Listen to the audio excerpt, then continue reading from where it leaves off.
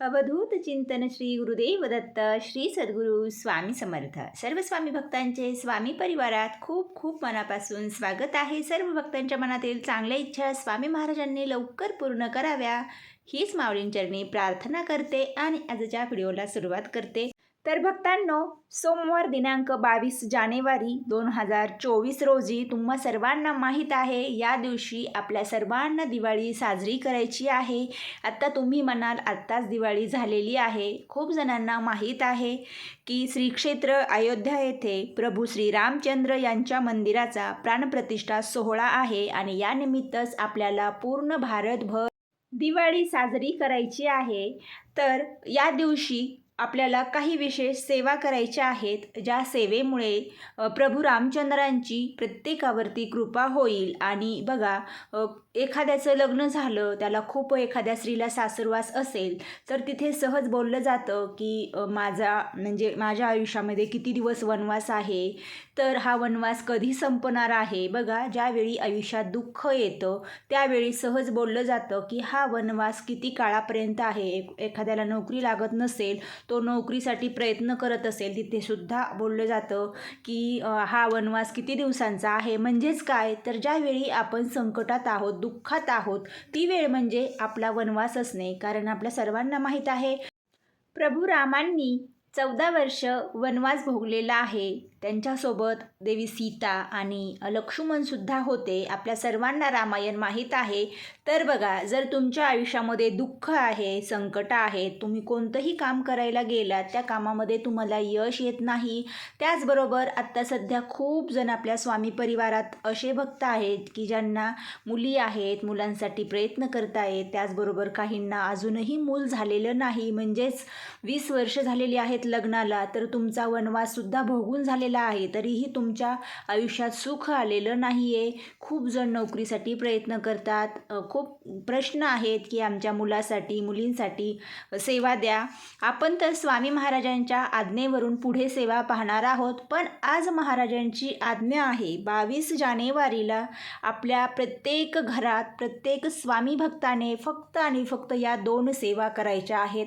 या 2 सेवेमुळे खरंच तुमच्या घरामध्ये म्हणा, तुमच्या गावात म्हणा, रामराज्य नक्की येईल. आपल्याला स्वतःसाठी आणि इतरांसाठी सुद्धा ही सेवा करायची आहे.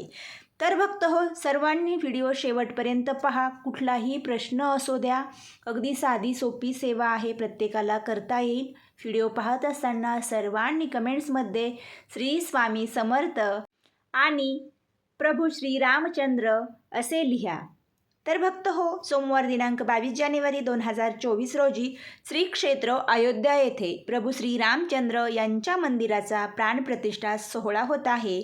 आणि यानिमित्तच श्री स्वामी समर्थ सेवा मार्गातील सर्व स्वामी सेवेकऱ्यांनी पूर्ण भारतात तसेच जगभरात रामराज्य यावे आणि जगातील दैन्य, दुःख, दारिद्र्य, अनाचार, अत्याचार दूर होऊन जनता सुखी व्हावी म्हणून प्रत्येक स्वामींच्या केंद्रात जास्तीत जास्त सेवा करण्याचा प्रयत्न चालू आहे.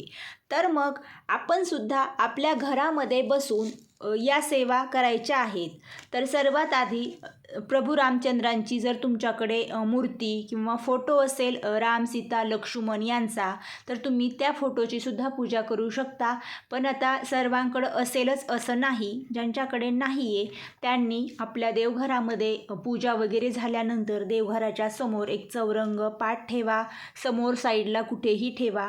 त्यावरती एक पिवळं वस्त्र अंथरून घ्या आणि या पिवळ्या वस्त्रावरती थोडेसे पिवळे तांदूळ करून एक चौकोन भरून घ्या. आता लग्न समारंभामध्ये चौकोन भरला जातो, तर त्या पद्धतीने तुम्हाला 4ही बाजूने तांदूळाने एक चौकोन करायचा आहे. त्यामध्ये गुणिले चिन्ह करतो आपण, त्या पद्धतीने करायचं. आणि जे मधला रिकामा भाग आहे त्यामध्ये थोडे थोडे तांदूळाचे रास घालून घ्यायची. एका ताम्हणामध्ये एक सुपारी घ्या. त्या सुपारीवरती तुम्हाला अभिषेक करायचा आहे. अभिषेक करताना तुमची मनोकामना पूर्ण होणारा श्रीरामांचा मंत्र म्हणायचा आहे. श्रीरामचंद्राय नमः, श्रीरामचंद्राय नमः. हा मंत्र मनोकामना पूर्ण करणारा आहे आणि तुमची जी मनोकामना असेल ती नक्की पूर्ण होईल.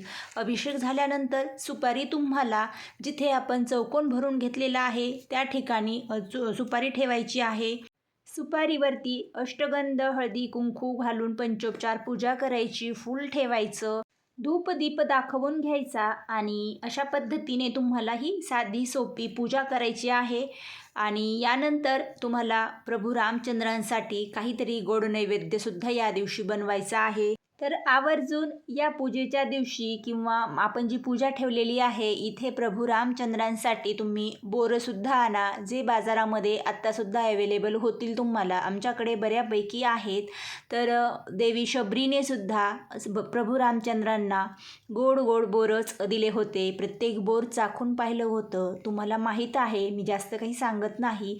तुम्हीसुद्धा तुम्हाला जर मिळाले बाजारामध्ये तर तुम्ही बोरांचा सुद्धा नैवेद्य दाखवा. त्याचबरोबर प्रभू रामचंद्रांसाठी झेंडूची पिवळी फुलेसुद्धा जास्तीत जास्त पूजेमध्ये तुम्ही अर्पण करा. आणि यानंतर तुम्हाला 5 दिवे लावायचे आहेत. तर हे 5 दिवे तुम्ही त्यापैकी एक तुम्ही तुपाचा घ्या. तुम्हाला शक्य असेल 5ही तुपाचे लावा. पण बाकीच्या दिव्यांना साधं तेल घातलं तरी चालेल. पण प्रभू रामचंद्रांची आपण जिथे पूजा मांडणी केली आहे तिथे या दिवशी तुम्हाला एक दिवा तुपाचा लावायचा आहे आणि तो दिवसभर तेवत ठेवायचा आहे. तुपाचा दिवा जर तेवत ठेवला तर तुमच्या आयुष्यामध्ये सुख, समाधान, आनंद येईल. जे काही विघ्न आहेत, जे साडीसाती लागलेली आहे ती जळून नष्ट होईल. म्हणून आवर्जून तुम्ही प्रभू रामचंद्रांच्या नावाचा एक तुपाचा दिवा लावा. आणि जी बाकीची 5 दिवे आहेत तर बघा, हे 5 दिवे आपल्याला योग्य ठिकाणी लावायचे आहेत. पहिला दिवा तुम्हाला लावायचा आहे तुळशी मातेला. आणि आता हे दिवे कधी लावणार तर सायंकाळी. आपण दिवाळीला नाही का सायंकाळीच दिवे वगैरे लावतो, लक्ष्मीपूजन करतो. तर तसंच आपल्याला ही पूजा मांडणीसुद्धा तुम्ही सकाळी करा, दुपारी करा आणि प्रदोषकाळ सायंकाळी केली तरीसुद्धा चालेल. असं काही नाही की सकाळीच करायची आहे. तुमच्या वेळेत तुम्ही कधीही करू शकता. आणि सायंकाळी दिवे लावायचे आहेत. तर पहिला दिवा तुम्हाला तुळशीजवळ लावायचा आहे. त्यानंतरचा दुसरा दिवा लावायचा आहे जे आपलं प्रवेशद्वार आहे. तर दरवाजा मेन त्याच्या दोनही साईडने म्हणजे उजवा आणि डाव्या दोन्ही साईडने 2 दिवे लावायचे. त्यानंतरचा तिसरा दिवा लावायचा आहे पितरांसाठी दक्षिणेकडे तोंड करून. हा सुद्धा तुम्ही दरवाजाच्या बाहेर जरी ठेवला किंवा घरात जरी एखाद्या कोपऱ्यात मांडला, फक्त तोंड करताना दक्षिणेकडे घ्या. आणि 5वा दिवा लावायचा आहे स्वयंपाकघरामध्ये. तर शक्यतो किचन ओट्यावरती लावा, जिथे आपण गॅस वगैरे पेटवतो त्याच ठिकाणी अन्नपूर्णा देवीचा वास असतो. आणि देवी अन्नपूर्णेच्या आशीर्वादाने आपल्या घरामध्ये धनधान्याची कायम भरभराट व्हावी आणि कधीही आपल्याला धनधान्य कमी पडू नये किंवा जो काही स्वयंपाक बनवला जातो त्यापासून चांगलं आरोग्य आपल्याला लाभावं यासाठी इथे सुद्धा एक दिवा ठेवायचा आहे.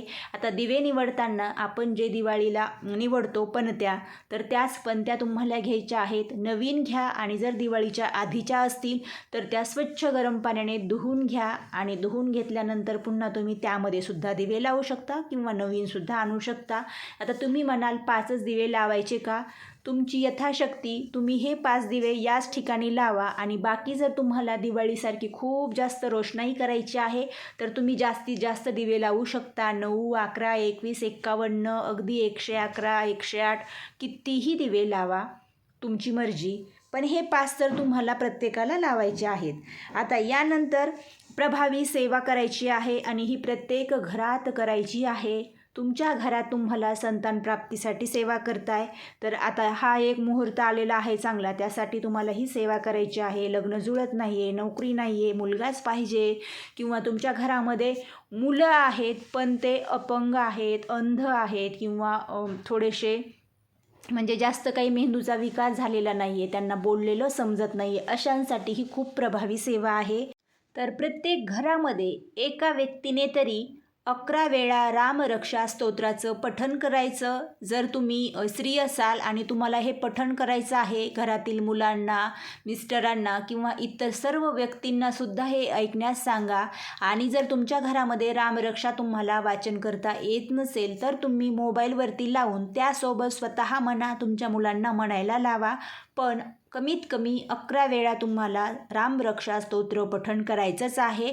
त्यानंतर हनुमान चालिसासुद्धा 11 वेळा पठण करायची आहे. जर नसेल येत तुम्हाला वाचन करता, संस्कृत आहे, बऱ्याच जणांना थोडंसं अवघड वाटतं, तर मग तुम्ही यूट्यूबवरती लावा, मोबाईलवरती लावा आणि घरातील सर्वांनी यासोबत म्हणण्याचा प्रयत्न करा. ही सेवा जे काही मुलं आहेत, अभ्यासात प्रगती होत नाही आहे, खूप काही ऐकत नाही आहेत, मुलांना अभ्यासामध्ये खूप प्रॉब्लेम्स येतात, थोडीशी स्मरणशक्ती त्यांची कमी आहे किंवा जे मतिमंद मुले आहेत, वृद्ध जे आहेत, आजारी आहेत किंवा कुठलीही इच्छा असो, जर तुम्ही या दिवशी रामरक्षा आणि हनुमान चालिसा 11 वेळा जरी केलं ना, तरी तुम्हाला खूप खूप छान अनुभव येईल आणि ही सेवा दिवसभरात तुम्ही कधीही करू शकता. वेळ जर असेल तर यापेक्षा जास्तीसुद्धा तुम्ही या 2 सेवा करा आणि नक्की करण्याचा प्रयत्न करा. बघा तुम्हाला 8 दिवसात खूप छान अनुभव येईल. तर स्वामी महाराजांच्या आज्ञेवरून आज मी तुमच्याशी अगदी साधी सोपी अशी माहिती शेअर केलेली आहे. तुम्हाला कशी वाटली कमेंटमध्ये सांगा आणि प्रश्न अडचणी असतील तर स्वामींना नक्की सांगा. त्यानुसार आपण पुढे सेवा पाहू. व्हिडिओ आवडला असेल तरच व्हिडिओला लाईक करा. जे नवीन आहेत त्यांनी चॅनलला सबस्क्राईब करा व शेजारील बेल आयकॉन प्रेस करा, म्हणजेच तुम्हाला यापुढील नवनवीन सेवा माहिती ऐकायला पाहायला मिळेल. आजची सेवा स्वामी आई चरणी आणि प्रभू श्री रामचंद्रांचरणी अर्पण करूया. श्री स्वामी समर्थ. जय श्रीराम.